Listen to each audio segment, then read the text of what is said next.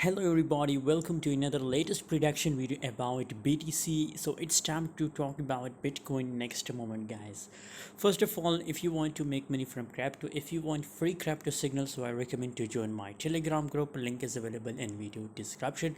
Recently I shared a signal about BTC that opened short position in BTC, and now see the price dumped to $29,000. And I also told you in my previous prediction video that it's necessary for BTC to test $28,000.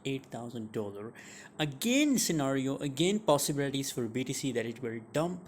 The next candle will be red, guys, because scenario that it will goes to 28,800, guys.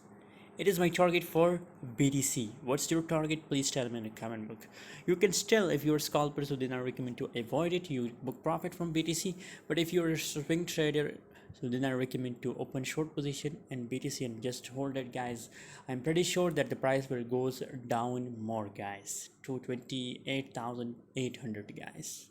By the way, for more latest update, for more latest detail, join Telegram group. Link is available in video description.